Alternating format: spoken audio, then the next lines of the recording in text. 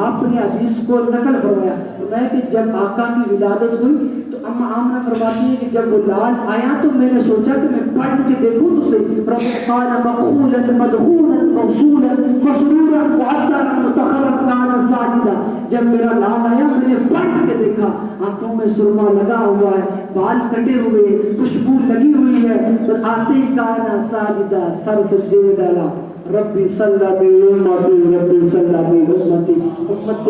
اپنی امت کی صدا لگائی تو اس پر وہ آقا کا جو نور تھا اما آمنہ کے بدن تک کیسے پہنچا شجرہ پیش کر کے آپ سے اجازت چاہوں گا وہ نور کیسا تھا وہ کیسی پشتوں میں وہ منتقل ہوا جناب آدم سے نوح سے شیشی سے جانا سے کینان سے ملائی سے نمک نام سے نوح سے تام سے زلا سے شالے سے عامر سے تاتا سے راما سے بارو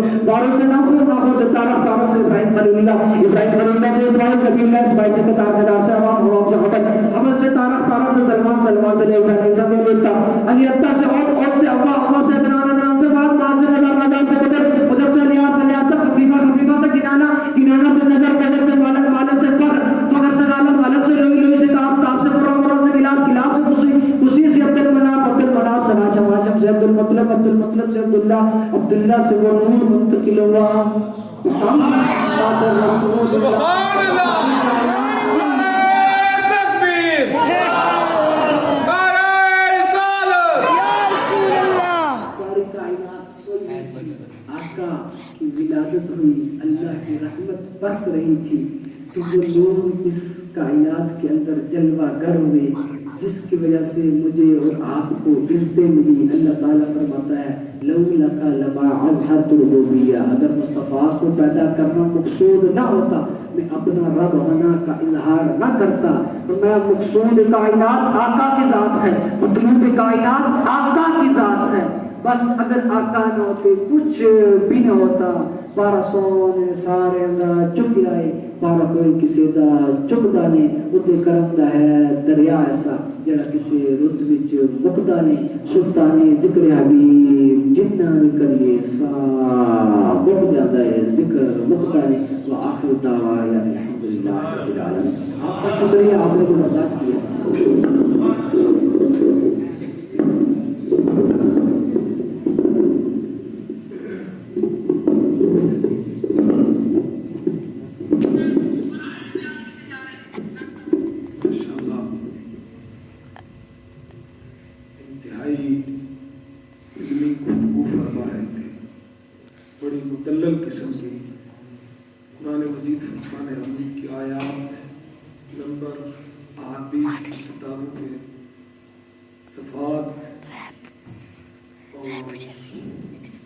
انتہائی مدلل قسم ہم نہ حوالے یاد رکھ سکتے ہیں نہ قرآن کی آیات نہ احادیث البتہ علامہ صاحب نے بہت ہی دلائل کے ساتھ میلاد النبی صلی اللہ علیہ وسلم کے جتنے پہلو ہیں ان کا ذکر کرنے کی کوشش کی ہے ان کے دلائل دینے کی کوشش کی ہے اللہ رب العالمین انہیں جزائے خیر عطا فرمائے ہمارا مقصد یہاں میلاد النبی صلی اللہ علیہ وسلم کی محافل سجانے کا مقصد جو ہوتا ہے وہ ہوتا ہے کہ ہماری جو عوام ہو اس کو پتہ چلے کہ میلاد النبی صلی اللہ علیہ وسلم کیا ہے اور پھر دلائل سے بھی بڑھ کر ایک اہم چیز ہے جو ہے میلاد النبی صلی اللہ علیہ وسلم کا پیغام اگر ہم میلاد النبی صلی اللہ علیہ وسلم کا جو پیغام ہے اگر ہم میلاد النبی صلی اللہ علیہ وسلم کو اس پیغام کے تحت منائیں تو یقیناً ہمیں دلائل کی ضرورت ہی نہیں رہتی ہم سے کوئی دلیل مانگتا ہی نہیں یہ بات یہ نہیں کہ مقصد یہ ہے کہ میلاد النبی صلی اللہ علیہ وسلم کا پیغام جو ہے وہ یہ ہے کہ تم جو بھی کام کرو جو بھی فنکشن کرو وہ شریعت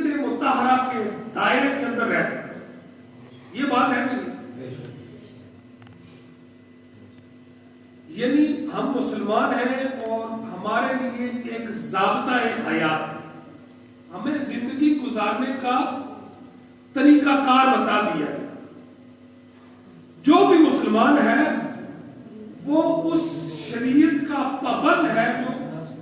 اللہ کے رسول صلی اللہ علیہ وسلم نے اپنے صحابہ کرام اور اپنی امت کے اولیاء اور علماء کے توسط سے عام عوام تک جو باتیں پہنچا دی، ان کے مطابق زندگی گزارنے کا ہر مسلمان پابند ہے. میلاد النبی صلی اللہ علیہ وسلم کا یہی پیغام ہے کہ زندگی کو شریعت مطہرہ کے مطابق گزارا. مختصر سے اب اگر کوئی ہمیں کہتا ہے تم میلاد کیوں مناتے ہو، اس کی دلیل کیا ہے، علامہ صاحب نے دلیلیں تھوڑی دی ہیں اور انہوں نے اتنے دلائل دے دیے کہ میرے خیال میں کسی کو یاد نہیں ہوں گے کہ انہوں نے کتنے دلائل دیے ہیں. اتنے دلائل دے دیے، انگنت دلائل دے دیے. اور جو عام بندہ ہوتا ہے اس کے پاس ایک ہی دلیل ہونی چاہیے کہ ہم نے کوئی شریعت کے خلاف کام کیا، اگر نہیں کیا تو پھر کسی کا کوئی اعتراض کرنے کا کوئی حق نہیں. یہ بات ہے، یہ پیغام ہے میلاد النبی صلی اللہ علیہ وسلم. ہمارے معاشرے کے اندر لوگ محافل گھروں میں بھی سجاتے ہیں، مساجد میں بھی سجاتے ہیں، محلوں میں بھی سجاتے ہیں. آج کی اس محفل کا جو پیغام میں آپ کو دینا چاہ رہا ہوں وہ یہ ہے کہ گھروں میں محافل سجائے، محلوں میں سجائے، مساجد میں سجائے، جہاں دل کرے سجائے. کوئی کہتا ہے کہ 12 ربیع الاول کو میلاد نبی صلی اللہ علیہ وسلم نہیں ہوئی، ولادت نہیں ہوئی، 9 کو ہوئی، کوئی کہتا ہے 16 کو ہوئی، ایک لوگ کہتا ہے 16 کو ہوئی، کوئی کہتا ہے 9 کو ہوئی، کوئی کہتا ہے 8 کو ہوئی. میں آپ کو ذاتی طور پر یہ کہتا ہوں، یہ پیغام دینا چاہتا ہوں کہ جو کہتا ہے 16 کو، اس کو کہو کہ ٹھیک ہے تم 16 کو مناؤ، لیکن جو انہوں نے کہا، جو انہوں نے فرمایا اس کے مطابق زندگی گزارو. آج ہمارا معاشرہ جو ہے، میں تو کہتا ہوں کہ بات لمبی ہو جاتی ہے. پہلے ہمارا وقت 9 بجے کا ٹائم تھا، ہم لیٹ ہو گئے. جو 9 کو مناتا ہے وہ 9 کو منائے، 8 کو مناتا ہے 8 کو منائے، 12 کو منانے والا 12 کو منائے، 16 کو منانے والا 16 کو منائے. میں کہتا ہوں سارا سال حضور کا میلاد ہوتا رہتا ہے. اور اللہ رب العالمین وحدہ لا شریک نے اس وقت میرے آقا کا میلاد منایا. یہ دلیل آپ کو پیش کی علامہ صاحب نے. جس وقت یہ زمین نہیں تھی، یہ آسمان نہیں تھے، کچھ بھی نہیں تھا، اس وقت صرف ارواح، عالم ارواح کے اندر اللہ رب العالمین وحدہ لا شریک نے اپنے مخصوص اور پسندیدہ لوگوں کی ارواح کو جمع فرمایا. یعنی انبیاء کرام کی ارواح کو جمع فرما کر اللہ رب العالمین نے وہاں میلاد منایا، حضور کا میلاد. دلائل تو اتنے ہیں کہ دلائل دے دے کر علماء ہمارے تھک گئے، دلائل پھر بھی ختم نہیں ہوتے. مختصر بات یہ ہے کہ ہمیں چاہیے کہ ہم جو ہے جو تبرک ہے وہ یہ ہے. بس میری بات کوئی لمبی چوڑی نہیں ہے، میں مختصر سی بات جو ہے صرف میں یہ کہنا چاہتا ہوں اپنے لوگوں کو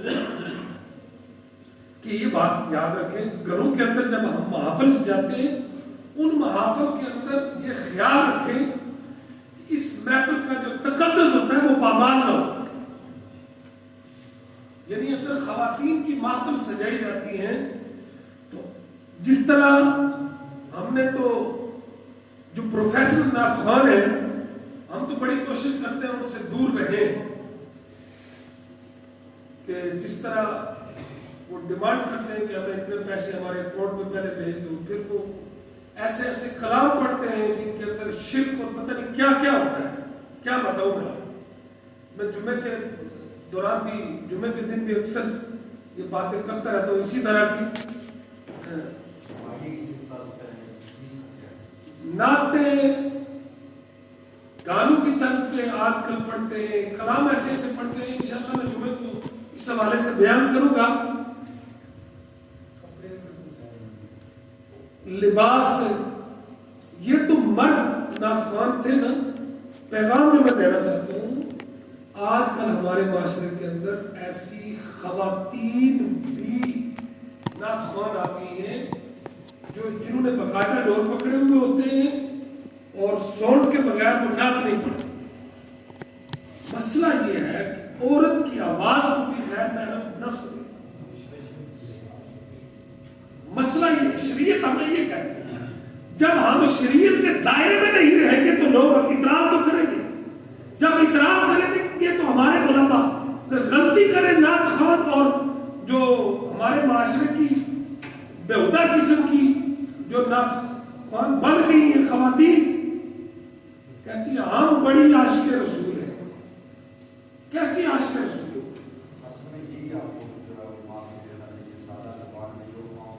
مطلب یہ کہ جواب علماء کو دینا پڑتا ہے، غلطی وہ کرتے ہیں، جواب مولوی کو دینا پڑتا ہے۔ آج ہمارے معاشرے کے اندر نقیب محفل، نعت خوان اور پروفیشنل خطیب حضرات جنہوں نے تقریریں رٹی ہوئی ہوتی ہیں، طرز لگاتے ہیں، چند مخصوص باتیں انہوں نے ایسی رٹی ہوئی ہوتی ہیں جو ایک جگہ پر بیان کرتے ہیں، پھر دوسری جگہ پر جا کر بیان کرتے ہیں، پھر تیسری جگہ پر جا کر بیان کرتے ہیں، پھر وہ شاید سال کے بعد جب وہ ہم اس کو دوبارہ کر لائیں تو وہی، میں نے ایک جگہ پر انگلینڈ میں تھا تو وہاں ایک ہمارے پاکستان کے بڑے مشہور خطیب ہیں، وہ ہماری مسجد میں، جس مسجد میں میں تراویح پڑھا رہا تھا، رمضان کا مہینہ تھا، 21 رمضان مبارک کو وہ خطیب صاحب تشریف لے گئے تو انہوں نے یوم علی کے موقع پر مولا کائنات مولا علی کرم اللہ وجہہ الکریم کی شان بیان کی۔ یقین کریں میں نے ان کی تقریر سنی، میں اتنا متاثر ہوا، میں نے کہا یہ بہت زبردست عالم دین ہے، بڑے زبردست خطیب ہے۔ اتفاق سے دوسرے سال بھی میں وہیں تھا، دوسرے سال بھی وہ پاکستان سے وہاں انگلینڈ تشریف لے گئے، یوم علی کا موقع تھا، وہ پھر اسی جگہ پر تشریف لے گئے، وہی تقریر جو انہوں نے پچھلے سال کی تھی، جس طرح کوئی کیسٹ چل رہی ہوتی ہے میرے دماغ میں اسی طرح چلنا شروع ہوا، کیونکہ میں حافظ قرآن ہوں الحمدللہ، اور حافظ جو ہوتا ہے اس کے اوپر اللہ تعالیٰ کی اتنی کرم نوازی ہوتی ہے، جب ایک بات سنتا ہے اس کے ذہن میں بیٹھ جاتی ہے۔ حافظہ یہ قرآن کی برکت سے زیادہ ہوتا ہے، اپنا کوئی کمال نہیں ہے، یہ اللہ کا فضل اور قرآن کی برکت ہوتی ہے۔ میں یوں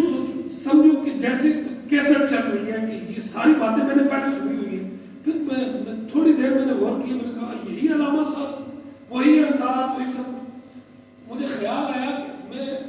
یہی تقریر انہوں نے اسی جگہ پر میں نے ان کی تقریر سنی تھی، اسی لیے تو وہی لہجہ، وہی انداز، سب کچھ مجھے فوراً یاد آ گیا۔ تو وہ پیچھے سے پڑھ رہے ہوتے تو مجھے اگلی بات یاد آ گئی تھی۔ تو مقصد یہ ہے کہ اس طرح کے جو خطیب حضرات ہیں، نعت خوان حضرات ہیں، ان لوگوں سے بچنا چاہیے۔ شریعت مطہرہ کی بات ہو، اللہ کے نبی صلی اللہ علیہ وسلم کا میلاد سننا ہے آپ نے، تو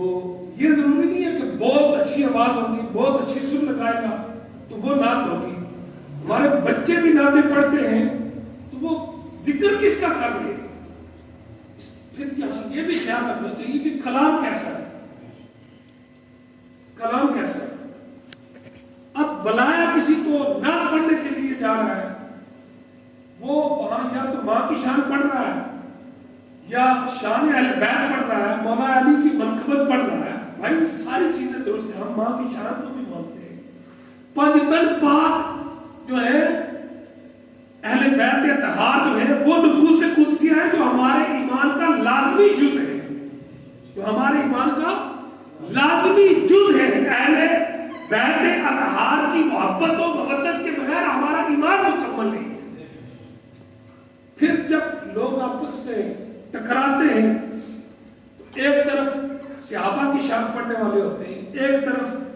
شان اہل بیت پڑھنے والے ہوتے ہیں، تو پھر کئی دفعہ یہ ہوتا ہے کہ وہ ایک دوسرے کو ڈاؤن کرنے کے لیے شعر و شاعری کر رہے ہوتے ہیں، تو ایسے اشعار سے، ایسے کلاموں سے بھی بچنا چاہیے۔ جو صرف شان اہل بیت ہی پڑھتے رہتے ہیں، وہ ضرور جو ہے، جو شاعر لکھنے والے ہوتے ہیں نا، ایسے لوگ گروہ بنے ہوئے آج کل پاکستان کے ایسے لوگوں سے بھی بچنا چاہیے, ایسے کلام پڑھنے والے لوگوں سے بھی بچنا چاہیے. اللہ رب العالمین ہم سب کا حامی و ناصر ہو. اللہ رب العالمین ہمیں شریعت مطہرہ کے مطابق زندگیاں گزارنے اور محافل میلاد النبی صلی اللہ علیہ وسلم شریعت مطہرہ کے مطابق منعقد کرنے کی توفیق عطا فرمائے. کھڑے ہو جائیں, ایک شیخ صلاۃ السلام کا شاہ صاحب پڑھیں گے اور اس کے بعد